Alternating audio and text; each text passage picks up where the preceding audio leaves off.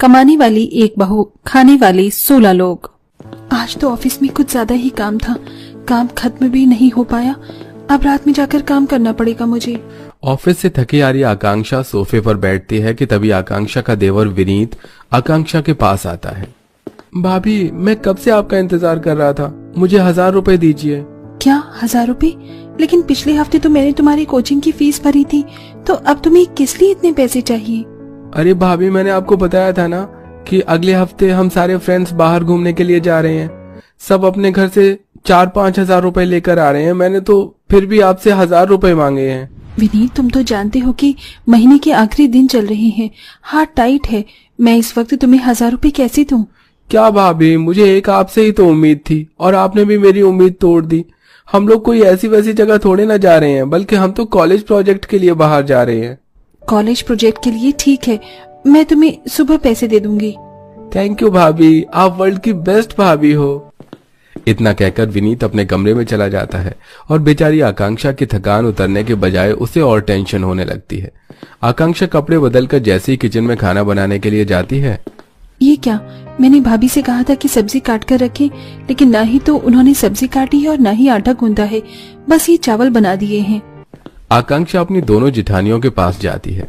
तो कल शाम हम मंदिर चलेंगे, सुना है मंदिर में कल शाम बहुत बड़ा कीर्तन होने वाला है। भाभी, मैंने आपसे कहा था ना कि आप सब्जी काट कर और आटा गूंद कर रख देना, लेकिन आपने ना ही सब्जी काटी और ना ही आटा गूंदा है। लेकिन आकांक्षा, मैंने चावल तो बना ही दिए हैं, तुम्हारा आधा काम तो मैंने खत्म कर दिया, अब आधा काम भी क्या तुम नहीं कर सकती? भाभी, चावल बनाने में ऐसी कौन सी मेहनत लग रही है? सिर्फ कुकर में चावल डालकर उसे 2 सीटी तो लगानी है। सुबह से शाम तक मैं ऑफिस का इतना काम करती हूँ और घर आने के बाद भी मुझे इतने सारे लोगों के लिए खाना बनाना पड़ता है। आप दोनों तो घर में ही रहती हैं, लेकिन फिर भी मेरी कोई मदद नहीं करती है। आकांक्षा, तुम तो जानती हो कि बच्चों को स्कूल से लाने और ट्यूशन छोड़ने की जिम्मेदारी मेरी होती है, और मैं भी घर में कोई फ्री नहीं रहती हूँ। तुम्हारे जाने के बाद घर मैं ही संभालती हूँ, झाड़ू पोछा करना, सबको चाय देना, और ये क्या कोई कम काम है? अपनी जेठानियों का जवाब सुन बेचारी आकांक्षा उन्हें कुछ नहीं कह पाती और थके हारे शरीर के साथ सबके लिए खाना बनाती है। खाना बन गया है, सभी लोग आ जाइए। आकांक्षा डाइनिंग टेबल पर सबके लिए खाना लगा देती है। थोड़ी देर में आकांक्षा के पूरे परिवार वाले डाइनिंग टेबल पर आकर बैठ जाते हैं। आकाश के घर में तकरीबन 16 लोग थे। 16 लोगों का खाना बनाने में आकांक्षा को 2 से ढाई घंटे का समय लग जाता था। अरे भाभी, मुझे शाम से भूख लग रही थी और खाना आपने रात के 10 बजे बनाया है, अब तो मेरी भूख ही मिट गई है। और नहीं तो क्या, जब भूख लगी तब तो खाना मिलता नहीं है। मेरा तो खाना खाने का मन ही नहीं कर रहा।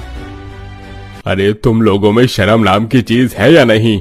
बहू सुबह से लेकर शाम तक ऑफिस में कितना काम करती है, घर आने के बाद भी उसे आराम नहीं मिलता। 2 से 3 घंटे लगाकर वो हम सबके लिए खाना बनाती है। उसको शुक्रिया कहने के बजाय तुम लोग उसे ही ताने दे रहे हो। तुम लोगों ने जरा भी सोचा है कि हम खाने वाले 16 लोग हैं और कमाने वाली बेचारी एक बहू है, उस पर कितनी जिम्मेदारी है? अरे माँ जी, आप तो ऐसे कह रही हैं जैसे आकांक्षा ऑफिस में नहीं बल्कि फैक्ट्री जाती है और वहाँ जाकर बोरी ढोने का काम करती है। पूरा दिन तो एसी में बैठकर कंप्यूटर ही तो चलाती है, इसमें कौन सी इतनी मेहनत लगती है? अपने ससुराल वालों की ऐसी बातें सुनकर आकांक्षा को काफी ज्यादा बुरा लगता है। आकांक्षा बड़ी मुश्किल से अपने आंसुओं को रोक पाती है। सभी को खाना देकर आकांक्षा एक प्लेट में खाना निकालती है और सीधा अपने कमरे में चली जाती है और अपने पति आकाश को जाकर उसे अपने हाथों से खाना खिलाती है। बस आकांक्षा, मेरा पेट भर गया, अब तुम भी खा लो। ये क्या, आपने तो बस एक ही रोटी खाई है, एक रोटी और खा लीजिए। आकांक्षा, मैं जानता हूँ तुम्हारे लिए बिल्कुल खाना नहीं बचा, जो बचा था तुम उसे मेरे लिए ले आई। कभी कभी तो खुद पर बहुत गुस्सा आता है। ऐसी जिंदगी जीने से अच्छा है कि भगवान मुझे अपने पास ही बुला ले। आप ऐसा क्यों कहते हैं? मैं हूं ना, मैं सब संभाल रही हूँ, आपको इस तरह दुखी होने की कोई जरूरत नहीं है। लेकिन कब तक आकांक्षा? जब से तुम इस घर में आई हो तब से बस काम ही काम करे जा रही हो। घर में खाने को 16 लोग हैं, लेकिन इन लोगों में से एक भी काम नहीं करता। तुम काम भी करती हो और हम सबको खिला भी रही हो। शादी के 2 महीने बाद ही आकाश का एक्सीडेंट हो गया था, जिसमें आकाश अपने दोनों पैरों से अपाहिज हो जाता है। कहने को आकांक्षा के जेठ और 2 देवर भी थे, लेकिन जेठ हमेशा दारू के नशे में रहता था। वहीं दोनों छोटे देवर पढ़ाई लिखाई के नाम पर हमेशा अपने दोस्तों के साथ आवारागर्दी करते थे, जिसके चलते आकांक्षा पर उसके परिवार की 16 लोगों की खाने पीने की जिम्मेदारी थी। ये क्या, घर का राशन तो खत्म होने को आया है, आज भरवाना होगा।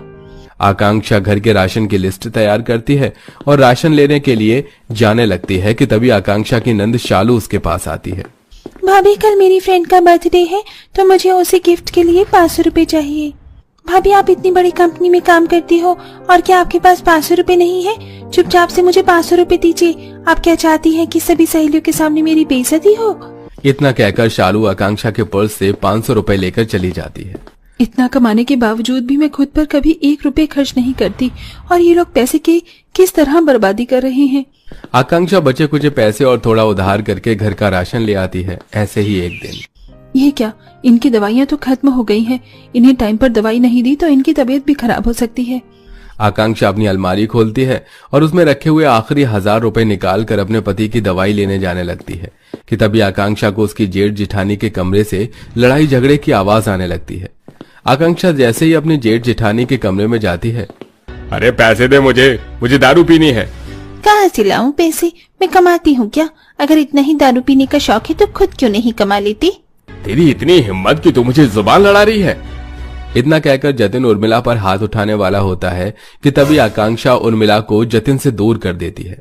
भैया, पागल हो गए हैं क्या जो आप अपनी बीवी पर हाथ उठा रहे हैं? पैसे चाहिए, मुझे दारू पीनी है। मुझे पैसे लाकर दो वरना मैं सबको मार डालूंगा। जतिन इतना बोलता ही है कि तभी उसे आकांक्षा के हाथों में पैसे दिखाई देते हैं। जतिन उन पैसों को छीनकर वहां से जाने लगता है। भैया रुक जाइए, वो पैसे मेरे पति की दवाई के हैं, रुक जाइए भैया। आकांक्षा, रहने दो, उस आदमी के सर पर भूत सवार है। पर पैसे छीने जाने की वजह से उर्मिला अपने पति के लिए दवाई नहीं ला पाती, जिससे आकाश की तबीयत धीरे धीरे खराब होने लगती है। वहीं सुबह से लेकर शाम तक ऑफिस में इतना सारा काम करना, वहीं घर आने के बाद भी देर रात तक सभी के लिए ढेर सारा खाना बनाना, किचन साफ करना, इन सब से आकांक्षा की तबीयत काफी ज्यादा खराब हो गई थी। आकांक्षा पहले से काफी ज्यादा कमजोर हो चुकी थी और उसके शरीर में भी अब दर्द होने लगा था। आकांक्षा बहू, क्या हुआ तुझे? तू ऐसे लंगड़ाते हुए क्यों चल रही है? माँ जी, कुछ दिनों से मेरे हाथ पैरों में बहुत दर्द हो रहा है, चलने की भी हिम्मत नहीं हो रही है। मुझे और तेरे ससुर जी को तेरे लिए बहुत दुख होता है। तुझे मैं बेटी बनाकर लाई थी और देख, तू नौकरानी बन गई। आकांक्षा की तबीयत अब इतनी ज्यादा खराब हो जाती है कि वो बिस्तर से उठ भी नहीं पाती, जिसके चलते नम्रता डॉक्टर को बुलाती है। इनके शरीर में खून की कमी है, जिसके चलते इनका शरीर काफी ज्यादा कमजोर है। इन्हें कुछ दिन सख्त आराम की जरूरत है। डॉक्टर की बात सुन अब नम्रता आकांक्षा को बिस्तर से बिल्कुल भी नहीं उठने देती, जिससे अब ना ही आकांक्षा कमा कर पाती है और न ही घर में किसी के लिए खाना बना पाती है। कुछ दिनों में जो घर आकांक्षा ने इतने समय से संभाल रखा था, अब वो धीरे धीरे बिखरने लगता है। अरे, मुझे घर में खाना मिलेगा या नहीं?